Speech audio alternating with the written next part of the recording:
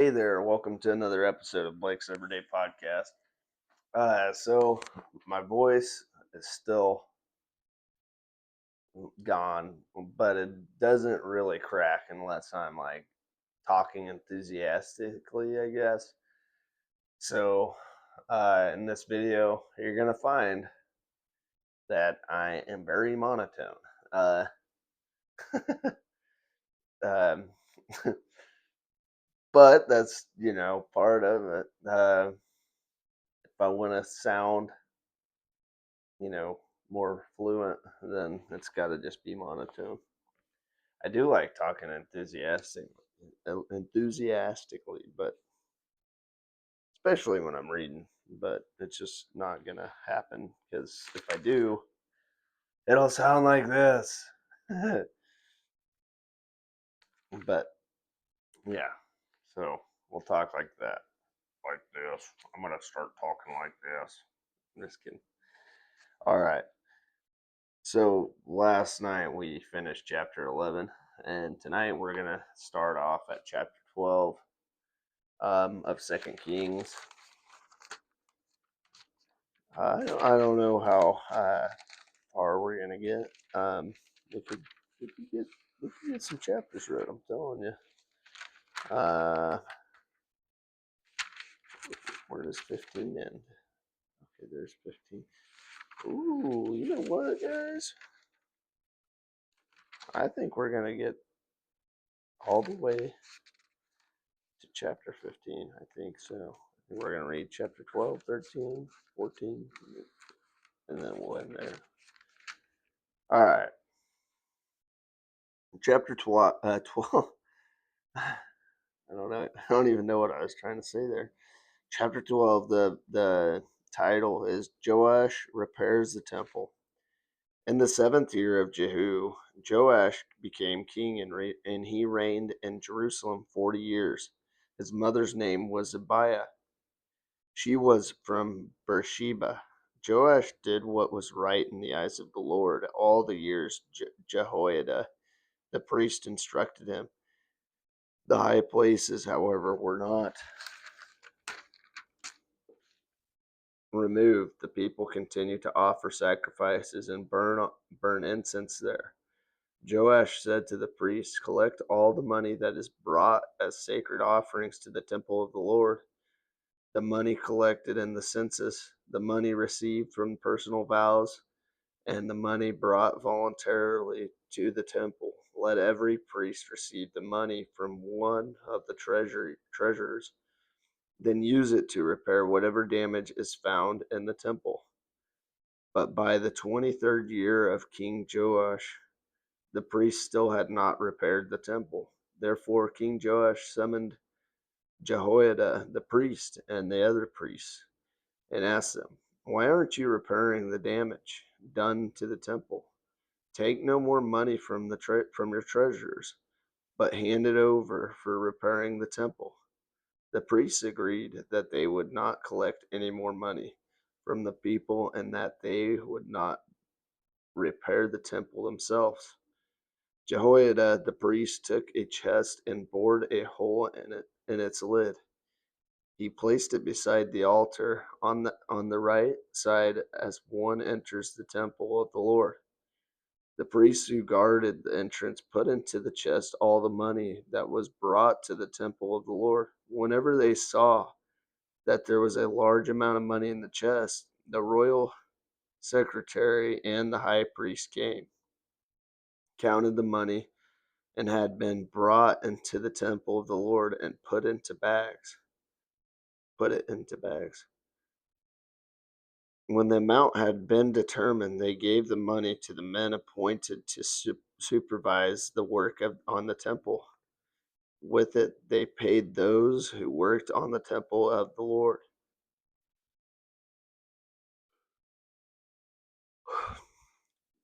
The carpenters and builders, the masons and stone cutters, they purchased timber and blocks of dressed stone for the repair of the temple of the Lord, and met all the other expenses of restoring the temple. The money brought into the temple was not spent for making silver basins wicked tremors, sprinkling bowls, trumpets, or any other articles of gold or silver for the temple of the Lord. It was paid to the workers who used it to repair the temple. They did not require an accounting from those to whom they gave the money to pay the workers, because they acted with complete honesty. The money from the guilt offerings and sin offerings was not brought into the temple of the Lord. It belonged to the priests. About this time, Hazael, king of Aram, went up and attacked Gath and captured it. Then he returned to attack Jerusalem, but Joash, king of Judah, took all the sacred objects dedicated by his predecessors, Jehoshaphat, Jehoram, and Ahijah, the kings of Judah, and the gifts he himself had dedicated, and all the gold found in the treasuries of the temple of the Lord and of the royal palace. And he sent them to Hazael, king of Aram. Oh my gosh.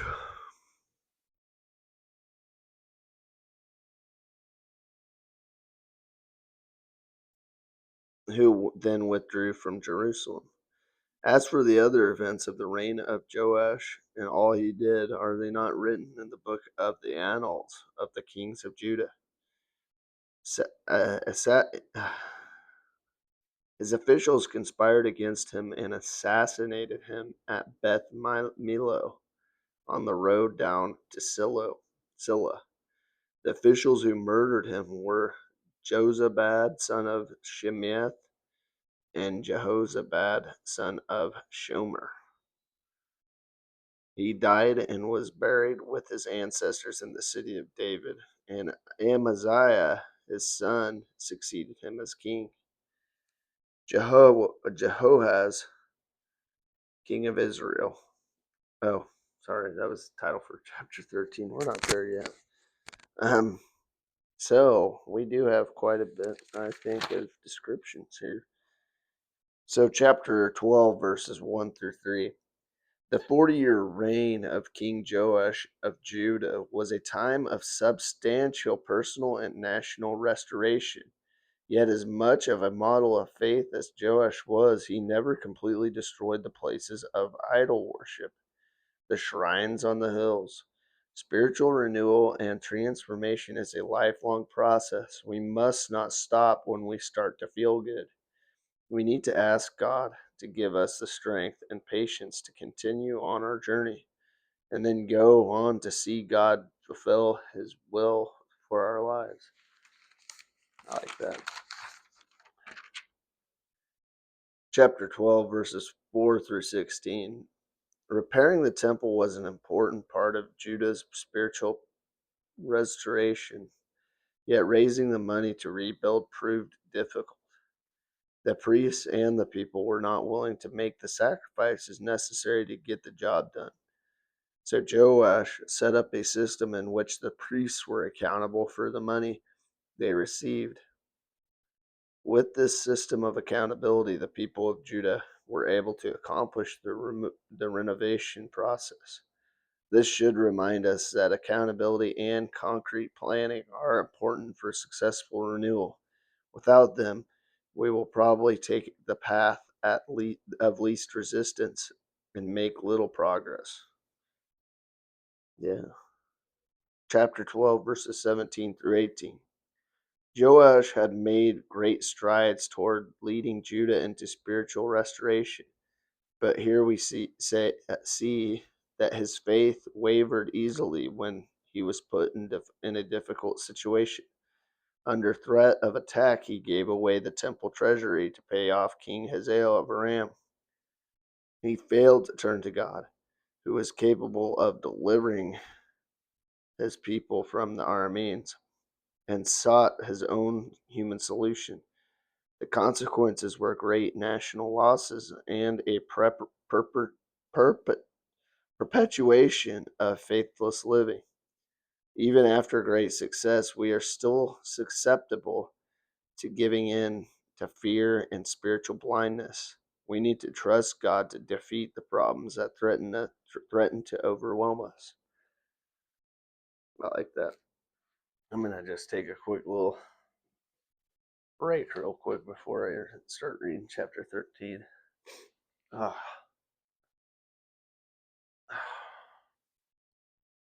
tired.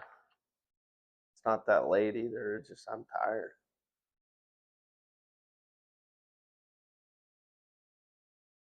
Ah, soda. Mm. All right. Here, I'm going to actually pause it just for a second. All right. So, chapter 13, Jehoaz, king of Israel. And the 23rd year of Joash, son of Ahijah, king of Judah, Jehoaz, son of Jehu, became king of Israel in Samaria.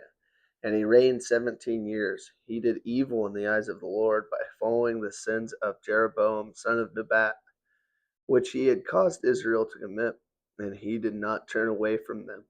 So the Lord's anger burned against Israel, and for a long time he kept them under the power of Hazael, king of Aram, and Ben-Hadad his son. Then Jehoahaz sought the Lord's favor, and the Lord listened to him, for he saw how severely the king of Aram was oppressing Israel. The Lord provided a deliverer for Israel, and they escaped from the power of Aram. So the Israelites lived in their own homes as they had before, but they did not turn away from the sins of the house of Jeroboam, which he had caused Israel to commit. They continued in them. Also, the Asherah pole remained standing in Samaria. Nothing had been left of the army of Jehoaz except 50 horsemen, 10 chariots, and 10,000 foot soldiers. For the king of Aram had destroyed the rest and made them like the dust at threshing time. As for the other events of the reign of Jehoaz, all he did and his achievements, are they not written in the book of the annals of the kings of Israel? Jehoaz rested with his ancestors and was buried in Samaria. And Jehoash, his son, succeeded him as king. And the 37th year of Joash, king of Judah, Jehoash, son of Jehoaz, became king of Israel and Samaria, and he reigned 16 years. He did evil in the eyes of the Lord, and did not turn away from from any of the sins Jeroboam son of Nebat, which he had caused Israel to commit. He continued in them. As for the other events of the reign of Jehoash, all he did and his achievements, including his war against Amaziah, king of Judah, are they not written in the book of the annals of the kings of Israel? Jehoash rested with his ancestors, and Jeroboam succeeded him on the throne. Jehoash was buried in Samaria with the kings of Israel. Now Elisha had been suffering from the illness from which he died. Jehoash, king of Israel, went down to see him and wept over him. My father, he cried, the chariots and the horsemen of Israel. Elisha said, get a bow and some arrows. And he did so. Take the bow in your hands, he said to the king of Israel. When he had taken it, Elisha put his hands on the king's hands. Open the east window, he said, and he opened it. Shoot, Elisha said, and he shot. The Lord's arrow of victory, the arrow of victory over Aram. Elisha declared, you will completely destroy the Arameans at Aphek. Then he said, take the arrows, and the king took them. Elisha told him, strike the ground. He struck it 3 times and stopped. The man of God was angry with him and said, you should have struck the ground 5 times or 6 times. Then you would have defeated Aram and completely destroyed it. But now you will defeat it only 3 times. Elisha died and was buried. Now Moabite raiders used to enter the country every spring. Once, while some Israelites were burying a man, suddenly they saw a band of raiders. So they threw the man's body into Elisha's tomb. When the body touched Elisha's bones, the man came to life and stood up on his feet. Hazael, king of Aram, oppressed Israel throughout the reign of Jehoahaz, but the Lord was gracious to them and had compassion and showed concern for them because of his covenant with Abraham, Isaac, and Jacob. To this day, he has been unwilling to destroy them or banish them from his presence. Hazael, king of Aram, died, and Ben-Hadad, his son, succeeded him as king. Then Jehoash, son of Jehoahaz, recaptured from Ben-Hadad, son of Hazael, the towns he had taken in battle from his father Jehoahaz. 3 times Jehoash defeated him, and so he recovered the Israelite towns. All right, so there's a lot of information there and a lot of similar names. I mean, Jehoash, Jehoahaz, it's crazy. Chapter 13, verses 1 through 7. The experience of, see, when I get the enthusiastic voice, that's when it really kicks. The experience of King Jehoahaz of Israel is a solemn case study of what happens when you approach spiritual growth half-heartedly. Jehoahaz apparently was humbled by his consistent defeats at the hands of the Arameans.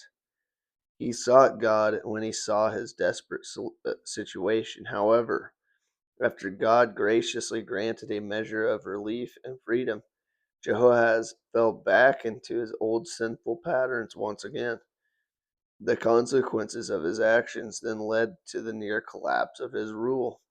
It is relatively easy to seek God and put our lives in his hands when we are in a desperate situation. However, true spiritual renewal and genuine growth take place when we place our lives in God's hands, even when things are going well. Yeah. Chapter 13, verses 9 through 19. King Jehoash of Israel was another individual who started to redirect his life toward God, but didn't go far enough. Though he did evil in the eyes of the Lord, Jehoash of Israel was greatly touched emotionally when the prophet Elisha was about to die. He expressed his great respect and his grief for Elisha. Thus, Elisha urged Jehoash to follow his instructions, which would lead him to victory. Jehoash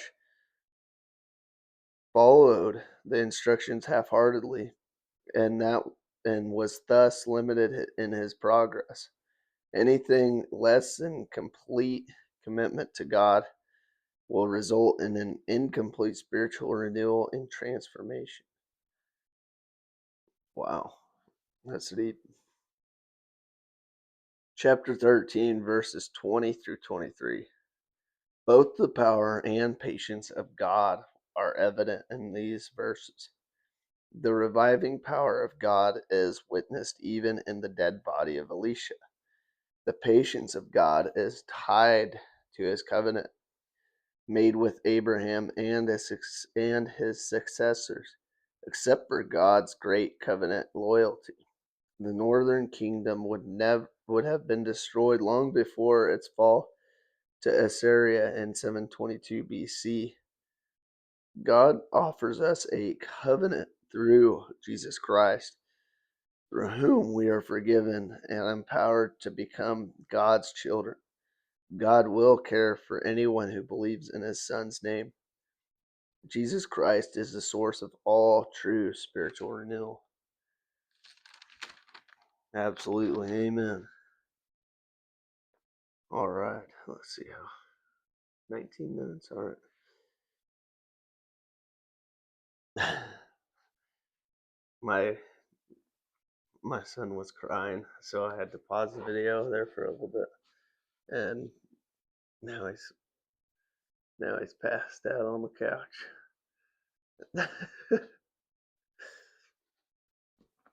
All right. So Amaziah, king of Judah. That's the title for chapter 14. In the second year of Jehoash, son of Jehoahaz, king of Israel, Amaziah, king of Joash, king of Judah, began to reign. He was 25 years old when he became king, and he reigned in Jerusalem 29 years. His mother's name was Jehoadan. She was from Jerusalem. He did what was right in the eyes of the Lord, but not as his father David had done. In everything he followed the example of his father Joash. The high places, however, were not removed. The people continued to offer sacrifices and burn incense there. After the kingdom was firmly in his grasp, he executed the officials who had murdered his father, the king. Yet he did not put the children of the assassins to death in accordance with what is written in the book of the law of Moses, where the Lord commanded parents are not to be put to death for their children, nor children put to death for their parents. Each will die for their own sin. He was the one who defeated 10,000 Edomites in the Valley of Salt and captured Selah in battle, calling it Joktheel, the name it has to this day. Then Amaziah sent messengers to Jehoash, son of Jehoaz, the son of Jehu, king of Israel, with the challenge, "Come, let us face each other in battle." But Jehoash, king of Israel, replied to Amaziah, king of Judah, "A thistle in Lebanon sent a message to a cedar in Lebanon. Give your daughter to my son in marriage."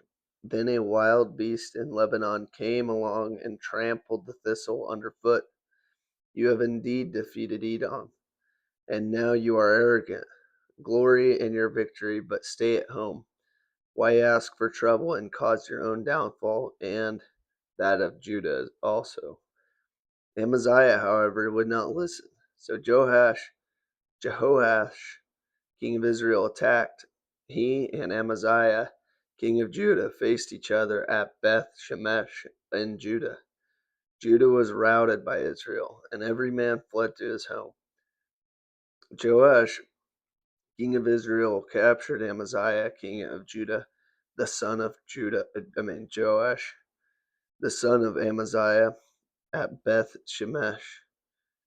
Then Joash went to Jerusalem and broke down the wall of Jerusalem from the Ephraim gate to the corner gate, a section about 400 cubits long.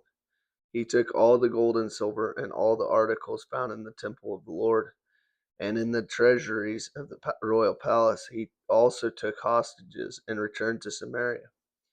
As for the other events of the reign of Jehoash, what he did and his achievements, including his war against Amaziah, king of Judah, are they not written in the book of the annals of the kings of Israel? Jehoash rested with his ancestors and was buried in Samaria with the kings of Israel. And Jeroboam his son succeeded him as king. Amaziah, son of Joash, king of Judah, lived for 15 years after the death of Jehoash, son of Jehoahaz, king of Israel. As for the other events of Amaziah's reign, are they not written in the book of the annals of the kings of Judah? They conspired against him in Jerusalem, and he fled to Lachish. But they sent men after him to Lachish and killed him there. He was brought back by horse and was buried in Jerusalem with his ancestors in the city of David. Then all the people of Judah took Azariah, who was 16 years old, and made him king in place of his father Amaziah. He was the one who rebuilt Elath and restored it to Judah after Amaziah rested with his ancestors. In the 15th year of Amaziah, son of Joash, king of Judah, Jeroboam 2. It says Jeroboam 2 in the title up there. Jeroboam, son of Jehoash, king of Israel, became king of Samaria, and he reigned 41 years. He did evil in the eyes of the Lord, and did not turn away from any of the sins of Jeroboam, son of Nebat, which he had caused Israel to commit. He was the one who restored the boundaries of Israel from Lebo Hamath to the Dead Sea, in accordance with the word of the Lord, the God of Israel, spoken through his servant Jonah, son of